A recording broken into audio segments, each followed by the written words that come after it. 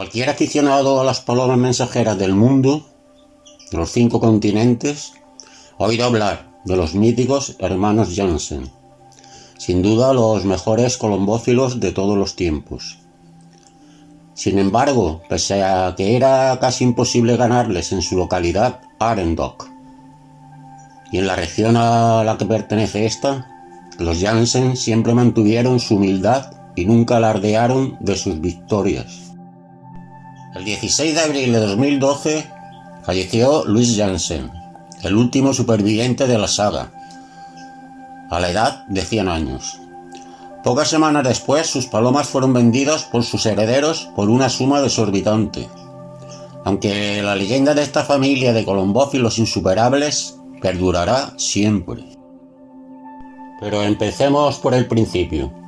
Todo comenzó en 1872, año en que nació Henri Janssen, que obtuvo sus primeras palomas en 1886. Era un hombre humilde que se casó con Pauline, concibiendo 9 hijos, 7 varones y 2 mujeres. El matrimonio trabajó muy duro para sacar adelante a tan numerosa familia. Henri fue uno de los colombófilos que fundaron el club de Arendok. Desde el principio destacó entre sus competidores. Entre 1908 y 1914 su fama ya había trascendido más allá de su localidad, debido a la calidad de sus palomas. La mejor de todas consiguió 20 primeros puestos.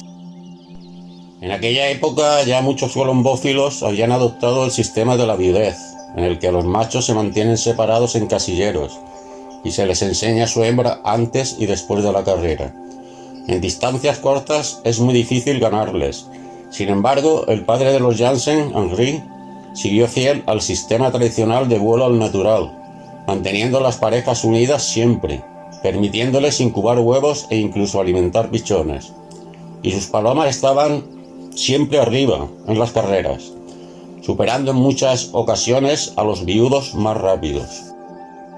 Él pensaba que la viudez era antinatural y además que como solo se volaban los machos, no se podía seleccionar a las hembras, de manera que la línea se degeneraría.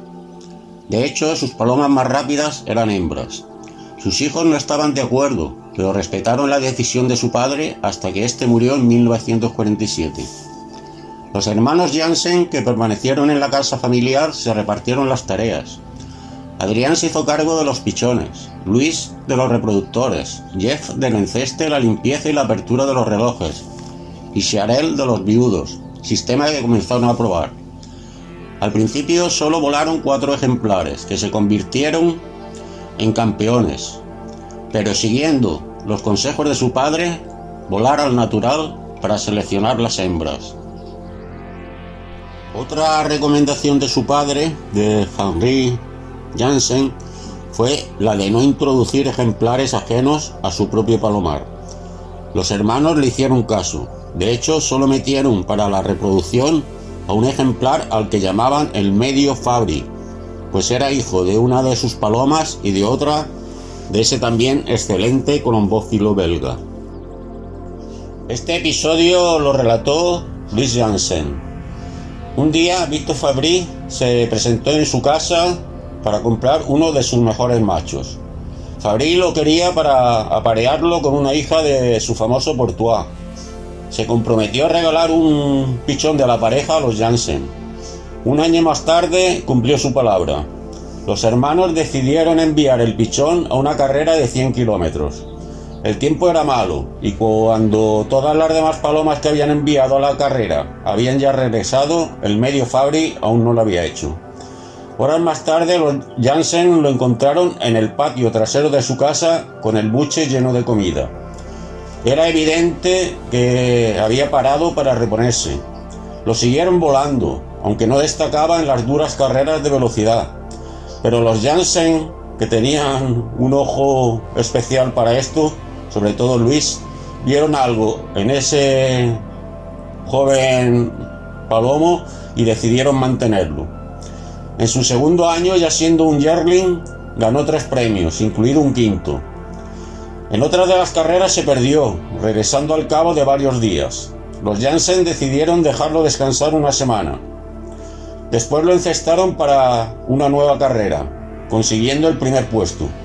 A partir de ahí el medio Fabry se destapó, logrando otros 4 primeros premios. Y entonces los Janssen decidieron que era merecedor de pasar a la reproducción y ser cruzado con sus palomas. La consanguinidad es un arte que está al alcance de muy pocos.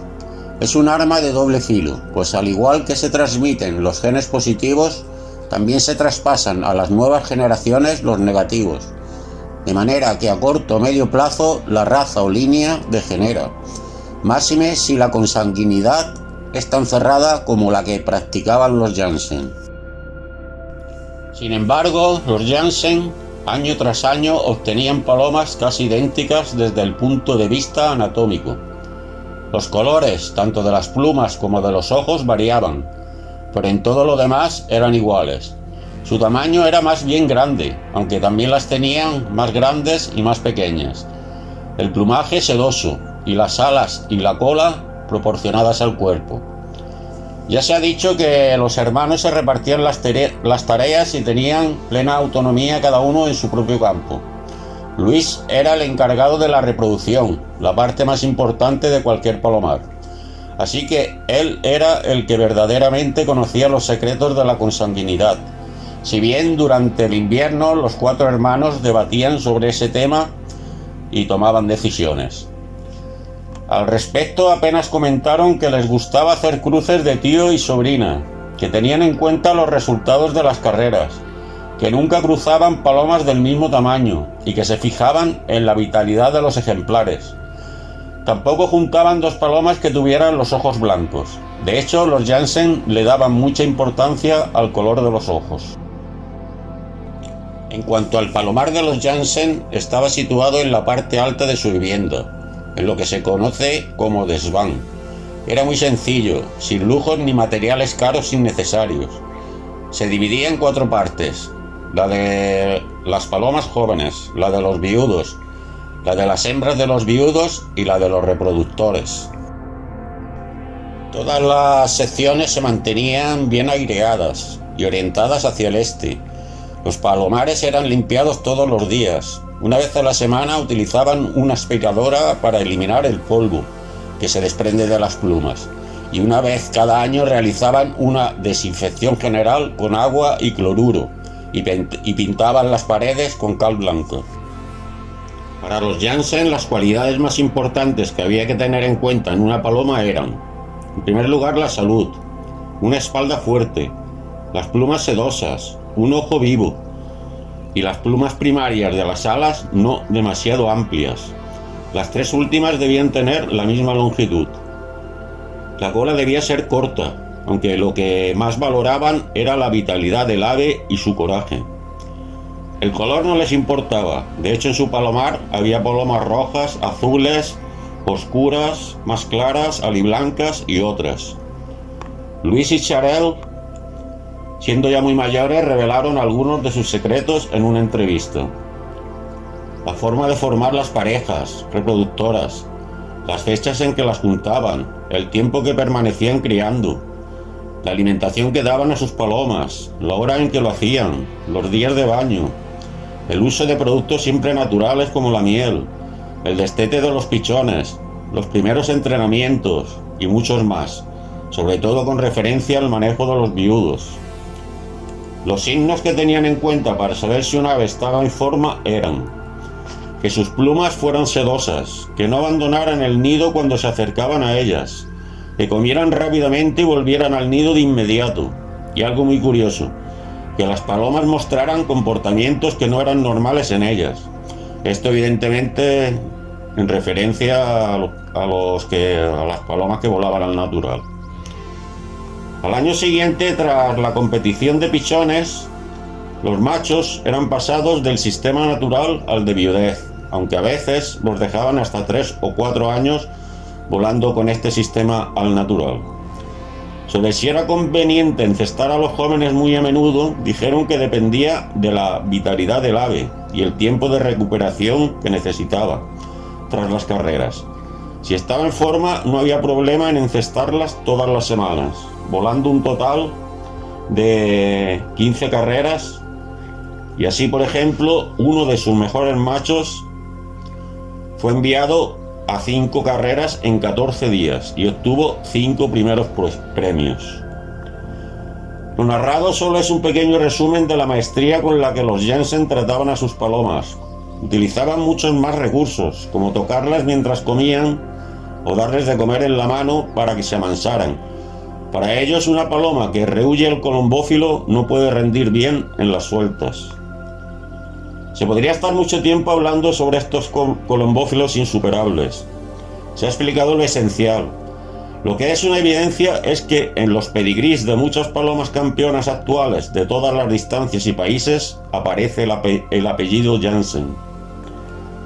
Para finalizar, se va a comentar lo que pensaban sobre las carreras de larga distancia y cómo rompieron el mito de que sus palomas solo valían para la velocidad. Ya su padre, Henry Jensen, evitaba este tipo de sueltas, porque pensaba que las palomas debían pasar varios días en las cestas, lo cual no era bueno para ellas, y también en los riesgos de pérdida que las mismas entrañan. Sus hijos siguieron la misma línea. Pero cuando fueron retados por otros colombófilos, enviaron a 3 de sus ejemplares a una carrera de 575 kilómetros, es decir, de fondo, y consiguieron el primer, segundo y cuarto puesto, demostrando que sus ejemplares también eran buenos en ese tipo de carreras. Aún así, los siguieron incitando y mandaron a uno de sus machos a 2 carreras de 800 kilómetros y quedó primero en ambas.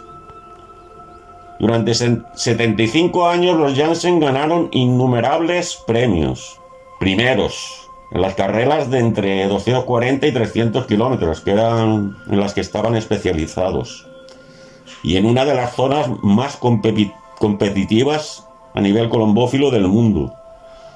Contando las reproductoras, los pichones, los yearlings, los viudos y sus hembras, los palomares de los Jensen nunca albergaron más de 100 palomas. Los consejos que nos dejaron para estar arriba son muy simples. El palomar ha de estar muy seco con gran cantidad de aire fresco. Hay que tener una buena familia de palomas.